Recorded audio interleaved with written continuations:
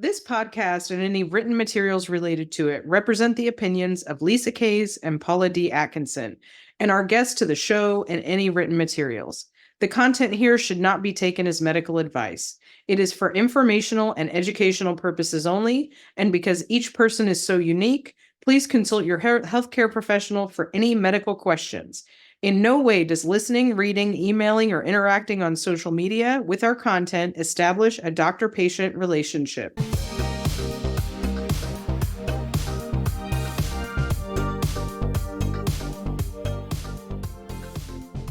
Hi, you're listening to What If Nothing's Wrong With You? I am Paula D. Atkinson. And I am Lisa Kays. Thanks for coming back. Thanks for being here. We're going to do a short and fluffy, sweet, awesome little, this is a conversation that Lisa and I have had for a long time. TV and celebrity therapists. So we're going to get into our favorites. We're going to get into the ones we despise. We're going to get into the ones that make us deeply uncomfortable after we do a little chit chat.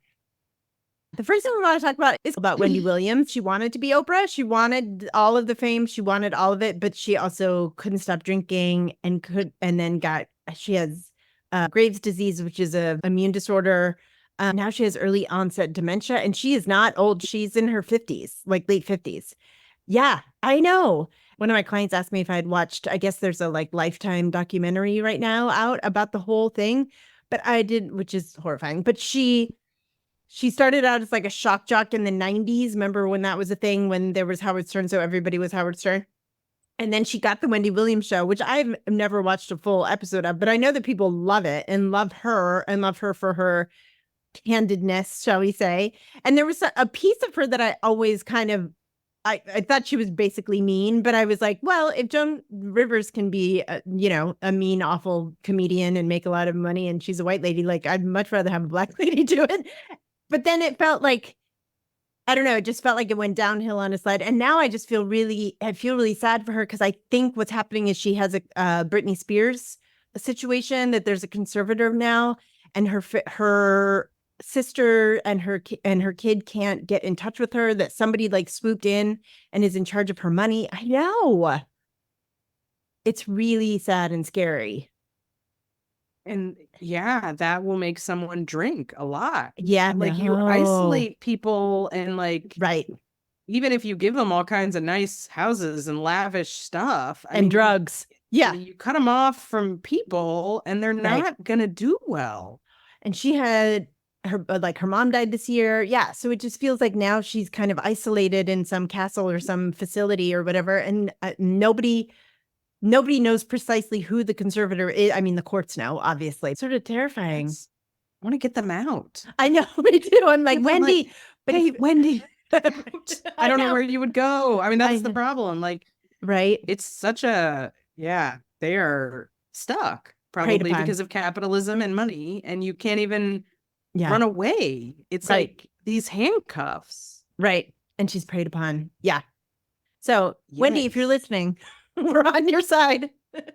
Yeah. Let's talk about TV therapists and what they have to teach us and offer us. And what they don't have to teach us and offer us. So I wanted to start with some that are significant. Well, these are all the ones that I have seen. I know that there are people really love the therapist from the Sopranos.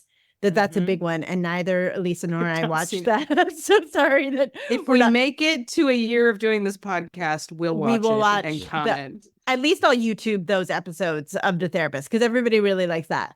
One of my favorites is Dr. Andrea Baden from the Unbreakable Kimmy Schmidt, but I just love that because I love anything Tina Fey does. It felt like if Liz Lemon got a PhD, that was Dr. Andrea Baden. And one of my favorite Liz Lemon lines is, I keep a thermos of white wine mixed with 7-Up next to the toilet. And that's what Dr. Andrea Baden was, always drunk. She was a therapist by day and a thirsty alcoholic by night. The whole thing, right, was that Kimmy Schmidt had been in a bunker in a religious cult, and Dr. Baden was trying to help her. But most of the time, by the end of the episode, Kimmy was helping Dr. Baden, trying to make Dr. Baden feel good. It was just really so funny. And also, well, we'll get into it, but like some of these you can't, if you're not a therapist or you don't know anything about therapy, but Dr. Baden was obvious that she was making fun of it and she was in on the joke. Some of these you don't know. Another one that people love, I did a lot of research for this one. Dr. Ben Harmon, that was Dylan McDermott's character on the first season of American Horror Story. Remember that with Connie Britton? Did either of you watch that? I watched that. I don't remember it though. Oh my God. I loved the first season of American Horror Story. It was so good. I felt like Ryan Murphy was just getting his gay sea legs around, like gay horror. It was so good. And Dylan McDermott was like sleeping around, which I don't know how you would cheat on Connie Britton. She's a perfect person. But yeah, it was fun because he like was murderous and cheating and awful. Which I feel like people have and we can talk more about that. I feel like people have fantasies about therapists secretly being like murderers and everything because it's such a juxtaposition of how like perfect we're supposed to be. I love Dr. Fiona Wallace, who is from Web Therapy. That's Lisa Kudrow, and Lisa Kudrow is such a genius. And she was so narcissistic and the whole thing. And because she always had like Meryl Streep was on it, it was just so brilliant because Lisa Kudrow, similar to what was the TV show she did? Shit, everybody's screaming at us right now. Friends? Not Friends. No. She played Valerie Cherish. Yes. But I forget what the name of the show was. But it was very similar to Valerie Cherish. Of like just so not in on the joke and so deeply narcissistic and so it was just brilliant. So amazing. And then I know people love Dr. Isaac Rowe from How to Get Away with Murder, which I never watched that show either, but it's Jimmy Smits. And who doesn't love Jimmy Smits? And if we're not going to make this very serious, but if we are going to add any sort of like what we wonder about, one of the things we wonder about with these tropes is why we imagine in the collective conscious therapists this way. Like ER has a bunch of doctors acting like actually better doctors than any of us have ever seen in our life. Like Grey's Anatomy is featuring doctors that are better. Copaganda gives us cops that are better than any cop you're ever going to see. Right. Chicago Fire. Yeah. People who actually put out fires in real life are actually that good of human beings. But yeah, no. Totally. And then, but I feel like the best, most serious portrayal of therapy that tried to be serious was in Treatment. And you still get a highly questionable, not okay, unethical therapist. Like we're having trouble imagining whether it's comedy or drama. Yeah. Any therapists that are competent, know what they're doing, don't blatantly abuse boundaries, are not wildly narcissistic. Right. I have questions about why that is. I've wondered about this for years. Yeah. We will not answer those questions, but we will start everyone asking about them. Right. I didn't watch In Treatment, but you watched it and you. Oh, I watched it. I couldn't watch it. I stopped a couple seasons in. I was like, this is now, it's so off the rails. Because he started like, fucking his clients. Yeah. And then I think the third or fourth season became like other therapists. But it's like, they're all so wildly like not normal therapy. Yeah. And I get like the spoof ones. Okay. Like those are like when it's known comedy, it's like, okay, like we all know this is making fun of therapy. Right. But when you're trying to portray serious therapy, like I was so in Treatment. I was like, it was interesting. It was like emotionally complex. It showed actual therapy.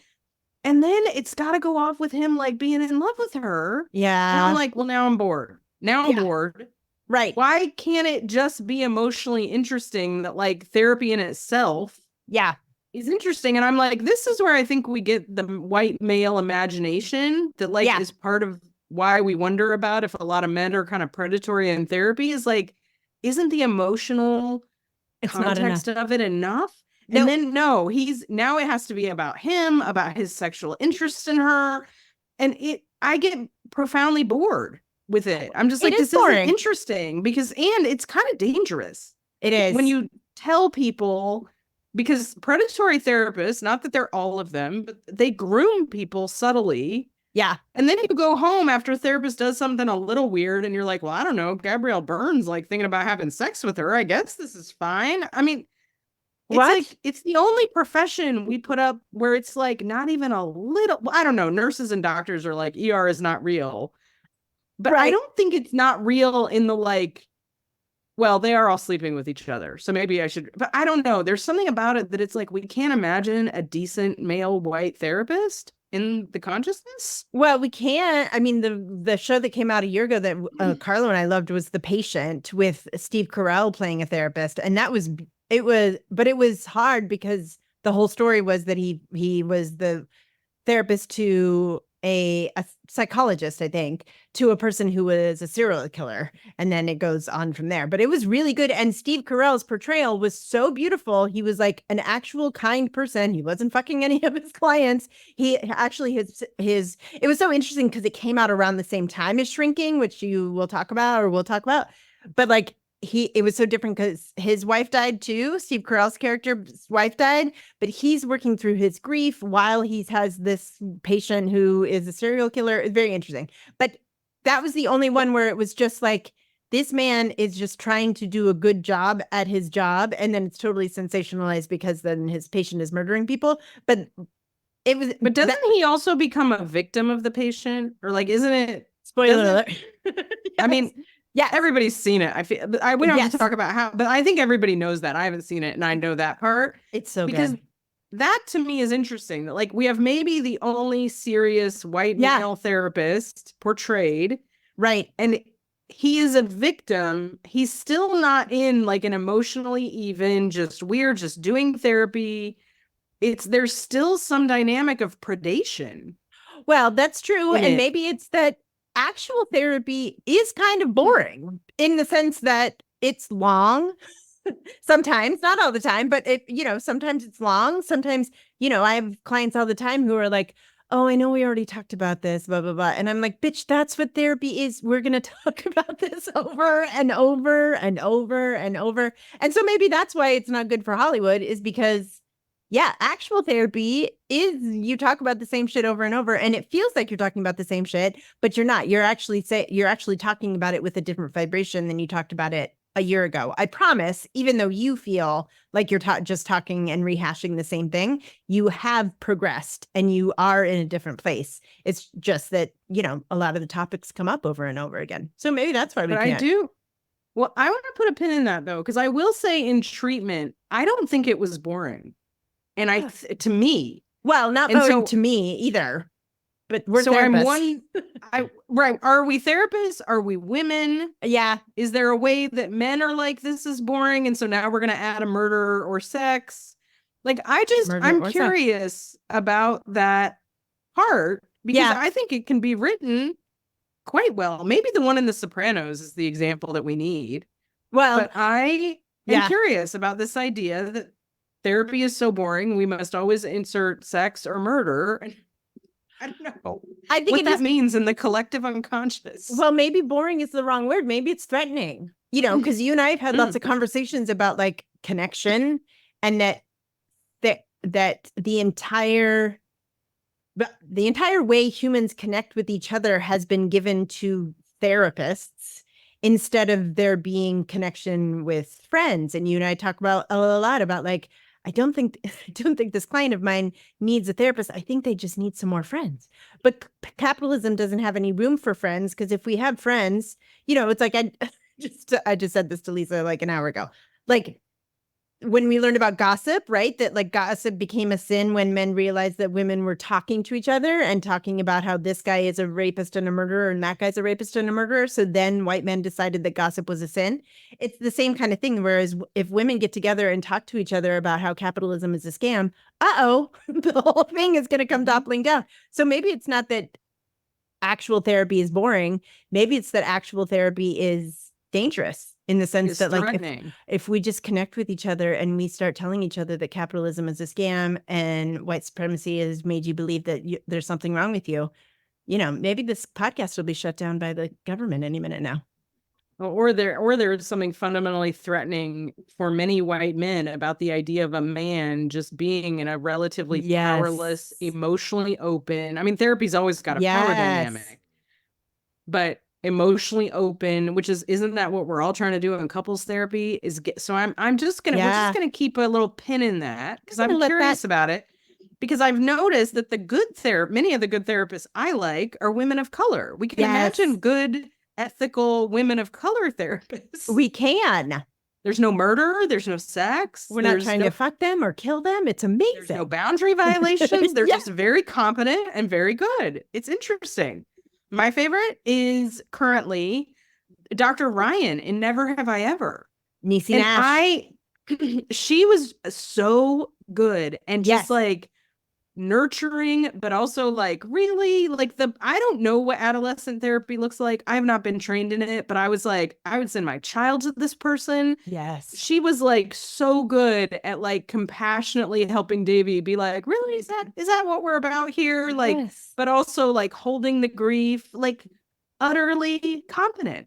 Yes. Utterly. Kind, warm, boundaried in a loving, compassionate way. Yes, absolutely. Yeah.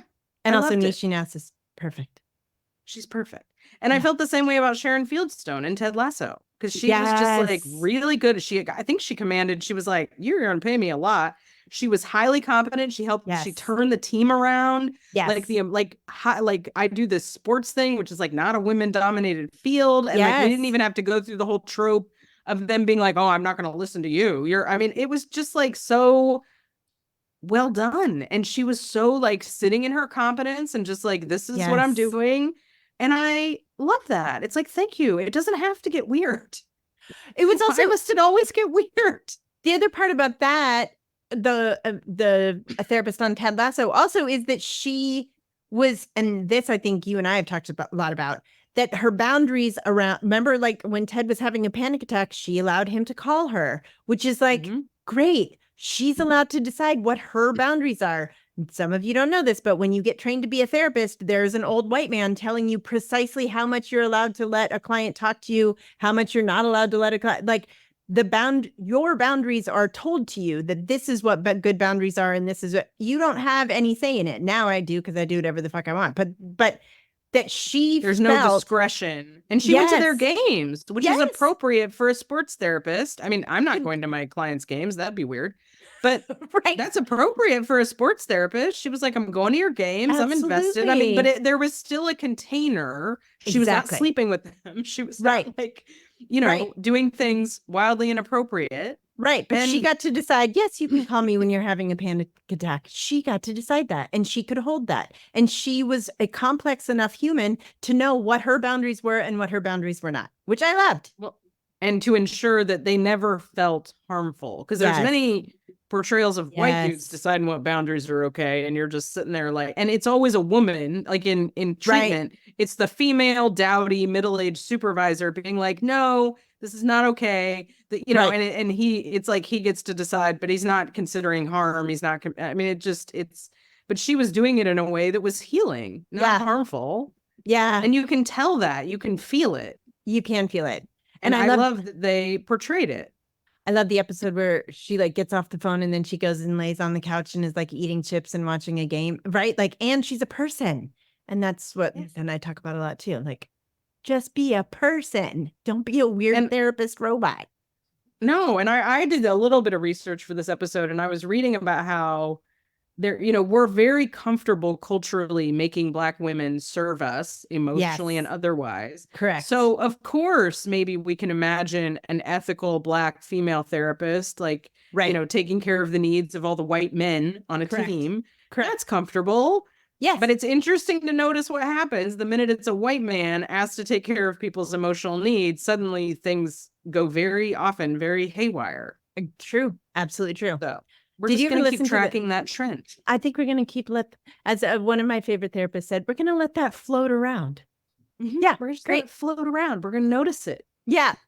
So my favorite is Dr. Amanda Reisman, who was portrayed by Robin Weigert.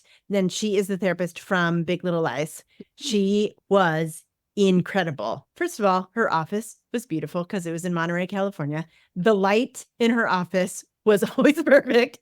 So you may remember from that show. So Celeste and Perry, I think was Skarsgård, Alexander Skarsgård character, whatever. So Celeste is Nicole Kidman and Skarsgård, and he's beating the shit out of her all the time. And they're going to couples therapy, which often happens when there is a narcissistic or physical and or emotional and or psychological abuse going on. Let's go to couples therapy.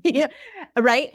And the amazing thing about this therapist is that she is so strong. And again, there's not the tropes of like, how does that make you feel, Celeste, when your husband beats the shit out of you? It was very much, she's like so strong, so brilliant, so confident in her brilliance, so confident in her perception and picking up on things. Her voice is not like therapist voice. She sounds like a person. She talks like an actual person. Some of the things that she said in some of the episodes, she says, are you an addict, Celeste? Is Perry your drug? Like, so good. Just like the Taylor Swift song. Just like the Taylor Swift Non song. sequitur. Lisa, we're going to see if Lisa can get through an episode without bringing up Taylor Swift. Can't be done. Absolutely impossible. Yeah, I told you this story before, and this was years ago, but I loved her so much. I loved every scene that she was in. The actress Robin Weigert, you've seen her in other things, and she is brilliant in everything. I assume that she is a stage actress from New York and does TV every once in a while because she is so commanding when she's on the screen. She's a little bit like Olivia Colman in that way, and except not the delight of Olivia Colman. You cannot take your eyes off of her. You can Google her. She's amazing. But she is so strong. And there's one episode where Celeste has bruises on her arm, and Dr. Andrea Reisman says, Celeste, where did those come from? And Celeste is like, no, not a big deal. Look over here, right? And Dr. Reisman is like, you will leave him. You will get an apartment and you will leave him. And it's like, oh my God, like because most of you don't know, and when you're a therapist, you're never allowed to give advice. You're never allowed to write. But she is like so strong, and like this woman is going to die because Celeste's character would have died. And so you are getting an apartment. You are leaving him. Like, absolutely not. We will not discuss this any further. There is no more discussion to be had. There's no more talking about feelings to be had here. There is action now. We are done. Which is like the good mother, right? Which is the like container. Like, absolutely not. You will not be gaslighting yourself anymore on this. Now is the time. We are done here. And it was like so loving. Like my heart exploded a little bit, but just from being like an only child raised in the 80s when nobody parented me, to have somebody who be like show up in that way and like, no, we're not talking about it. This is what you're doing, was like, I had a corrective emotional experience just watching this. And then it inspired, the story, it inspired me the next day to go in and tell a couples client that I'd been working with for a long time. I just said, you guys should get a divorce.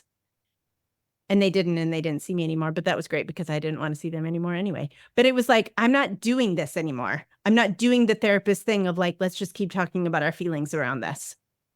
Well, no, and I haven't seen this, but because couples therapy, 90%, and I really believe this is why people keep going to bad, ineffective couples therapy, which can happen, is that 90% of the couples therapy on TV is atrocious. Awful. It's not even like, they're not even trying to write real therapy. It's so, but then that's what people think of. Like, well, I'm supposed to sit there and we're just going to go around in circles and somebody's going to storm out. And it's like this, and it sounds like what you're talking about is something much more, which is how they're finding couples therapy needs to be, is like, it's not 50-50. We don't just do feelings. No. You have to do a lot of behavior change. You have to say like, that's abusive. You're actually not supposed to do couples therapy when there's abuse happening. Like, and sometimes you have to be doing it to figure that out. Yeah. But it's like, you don't treat it that way. Right. And that like, oh, how does that make you feel? Oh, maybe you're not saying that well enough. And it's like, you need to be more directive, they're finding. And it sounds like she was doing that. Like, let's just cut through it. Yes. And really look at this and call it for what it is. Because otherwise you're just fostering, you're just keeping people abused and miserable and circling the drain. Circling. We got to call it like it is sometimes. Yes. That sounds very interesting because I see couples therapy on TV and I'm like, what is happening? No, This you can YouTube that one. You can just YouTube the scene where Dr. Andrew Reisman is like, you need to get an apartment. This is over. We're done here. Nicole Kidman's character is like baffled, but also like relieved. It's really beautifully acted too. Yeah, because it got how dangerous it was got validated for her. Yes. All right. So I also just want to, should we talk about, I just want to name, because I so appreciate, what's her name in The Real Housewives? Oh, Dr. Jen Man. Yes. Dr. She gets Jen the Man. honorable mention. I feel like she's probably my honorable mention. I don't know. Is she a good therapist? I haven't seen enough. I've only seen a couple of episodes. But the moment it is, I have many clients say to me things like, I think I'm a sociopath. I'm worried I'm not empathetic. I have never seen one. Who was it that said it? Erica I don't know their Jane. names yet. Erica Jane. Was just like so earnestly like, how do I do that? How do I have empathy for my friends? And oh my God, she did not break. I would have broken. I would have broken. I would have laughed. I would have been like, is that a real question? Right? I would have broken. Nothing. That woman didn't skip a beat. I was like, girl, that's some grade A. My husband would call that grade A face acting. So the reason why, so I did a little research on Dr. Jen Man, and the reason why she's so good at having narcissistic celebrities say ridiculous things to her face is because she's the host of VH1's Couples Therapy with Dr. Jen, and she also does family therapy on so she has reality shows already on VH1 where people come to her. And it's always celebrities. So it's like Flava Flav and his wife are like doing couples therapy with Dr. Jen. That's why she can like hold a straight face. She has good training. I could not do this. I would just be like, are you kidding? I would just the whole time I would be like, is this real? Are you kidding? I would laugh. Is this a joke? I don't know. Because they're so in an echelon of reality that I'm just like, I'm not able to distinguish if this is reality that you're relaying to me, or is this a scene I'm watching? And they'd be like, no, we're being dead serious. I'd be like, oh, okay, I'm not qualified to do this. I am not. But Must Dr. be why Jen, in California you need your own license to practice because they know DC lady can't handle this. No. That is everybody needs to Google the scene when when Dr. Jen says to Erica Jane, well, I think what your friends are asking for is for you to have a little empathy. And the Erica Jane says, yeah. How do I do that? And Dr. Jen is like, yeah, okay. Mm-hmm. So you put yourself in their shoes. Oh my God, it's so good. Genius. Okay, my least favorite is kind of a deep cut. But there was a movie called 50-50 that came out in 2011. It is starring Joseph Gordon-Levitt and Seth Rogen and Anna Kendrick. And Joseph Gordon-Levitt has spinal cancer, and he starts seeing a therapist who is Anna Kendrick at the hospital or some shit. And of course, they fall in love. And she is a PhD candidate doing clinical work for her PhD. And she falls in love with a cancer patient, and they fall in love, and then they end up together. And I guess she still gets her PhD. I don't know. It was so distracting. Carla was so annoyed with me because I was like, this movie is so terrible. I can't. He's like, could you just shut up? Seth Rogen is funny. And like, that's true. Seth Rogen is funny, but it was it was awful. Similarly, Jimmy Laird on Shrinking. Can we talk about all the people on Shrinking? What is he doing? It was so distracting. He's so bad at his job.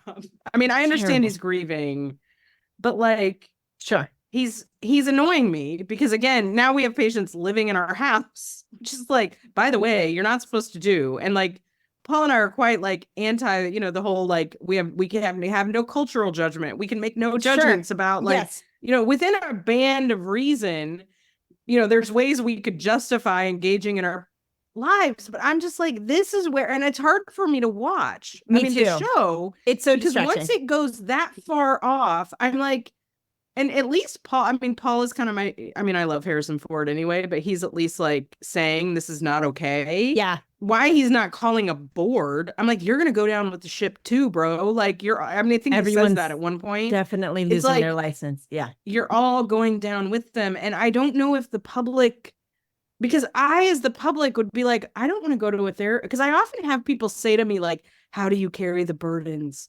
How do you? And I'm like, they're not mine. I'm not. Right. But if you're watching Shrinking, they're thinking, oh my God, do you feel like are you solving every problem your clients bring to you? That would be burdensome. I don't want to burdensome. I mean, it's like, it's not a good. No, it's terrible. And like, It's not a good image of us. And they all act like it's normal. It's not normal. it's not normal. Yeah. I liked Harrison Ford because at least he's grumpy, and I prefer a grumpy therapist to like a one that has no boundaries. I love Jessica Williams as Gabby. She was great because she was like a person. She wore cute clothes. She didn't wear like just like white beige linen. Her office didn't look like Kim Kardashian's house, right? Like she was fun and she was a real person. So I appreciated that. But yeah, Jimmy, it's so annoying. It's Why? so But again, distracting. it's a white man. I'm just going to put a Yes. pin in. Right. We yet again have a white male therapist Yeah. that we can't quite tolerate just being a competent therapist for some Right. reason.